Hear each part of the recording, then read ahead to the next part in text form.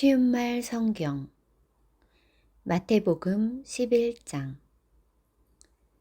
예수께서 이처럼 12제자에게 교훈하기를 마치시고 부근의 여러 마을에 가서 가르치고 전도하시려고 그곳을 떠나셨다.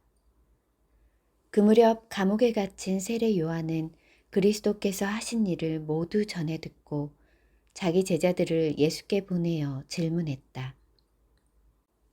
우리가 그토록 기다려온 분이 바로 선생님이십니까? 아니면 우리가 다른 분을 더 기다려야 합니까? 예수께서 그들에게 대답하셨다. 요한에게 돌아가 내가 한 일을 당신들이 본 그대로 알리시오. 맹인이 보게 되고 앉은 뱅이가 걸으며 나병 환자가 깨끗해지고 귀머거리가 듣게 되고 죽은 사람이 살아나고 가난한 사람이 기쁜 소식을 듣게 된다고 말하시오. 그리고 나를 의심하지 않는 사람은 복이 있다 라고 전하시오. 요한의 제자들이 돌아가자 예수께서 세례자 요한을 두고 군중에게 이렇게 말씀하셨다. 여러분은 어떤 사람을 만나려고 광야로 나갔습니까? 바람에 흔들리는 갈대 같은 사람을 만나러 간 것입니까? 아니면 왕궁에 있는 왕자처럼 화려하게 차려입은 사람을 만나러 갔습니까? 그렇지 않다면 하나님의 예언자를 만나러 갔습니까? 그렇습니다.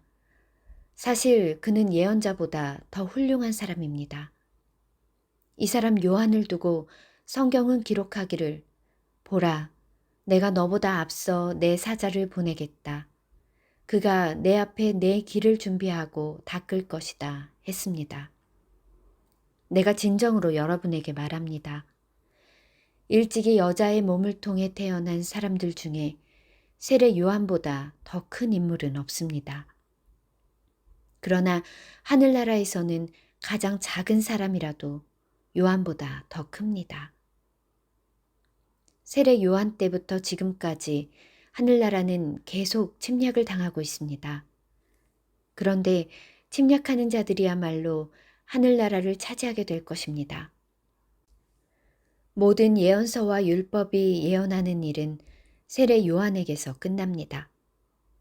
여러분이 예언서와 율법의 참뜻을 알고자 합니까? 그렇다면 언젠가는 오리라고 예언된 엘리야가 바로 세례 요한이라는 사실을 분명히 깨달아야 합니다.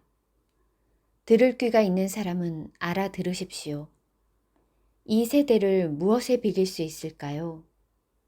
그렇습니다. 이 세대는 마치 장터에서 놀이를 하는 아이들이 다른 편 아이들에게 이렇게 외치는 것과도 같습니다. 우리가 피리를 부는데도 너희들은 왜 춤추지 않느냐? 우리가 곡을 하는데도 왜 너희들은 가슴을 치며 슬퍼하지 않느냐? 세례 요한이 와서 먹지도 않고 마시지도 않자 사람들은 저 사람이 귀신 들려 미쳤다라고 말하더니 이제는 나 인자가 와서 잔치 자리에서 먹고 마시는 것을 보고는 사람들이 말하길 보라, 저 사람은 마구 먹어대고 포도주 마시기를 좋아하면서 게다가 세리와 죄인들하고만 어울린다 합니다. 그러나 지혜는 그 행한 일로 옳다는 것을 스스로 입증하는 법입니다. 예수께서 자신이 기적을 가장 많이 행한 도시 사람들이 여전히 하나님을 믿지 않으므로 그들을 향해 이렇게 꾸짖으셨다. 고라시나, 내가 화를 입으리라. 벳세다야, 너도 화를 입으리라. 너희에게 베푼 기적들을 두로와 시돈에서 행하였더라면 그들은 벌써 굵은 베옷을 입고 재를 뒤집어 쓰고 회개했을 것이다. 내가 진정으로 너희에게 말한다. 심판날에는 두로와 시돈이 너희보다 오히려 가벼운 벌을 받을 것이다. 그리고 너 가버나움아, 내가 하늘에까지 높아질 것 같으냐? 도리어 지옥까지 떨어질 것이다. 내게 베푼 기적들을 소돔에서 베풀었더라면 그 도시는 오늘날까지 남아 있었을 것이다. 내가 진정으로 너희에게 말한다. 심판날에 너희는 소돔이 받은 벌보다 더 가혹한 벌을 받을 것이다. 그때 예수께서는 이렇게 기도하셨다.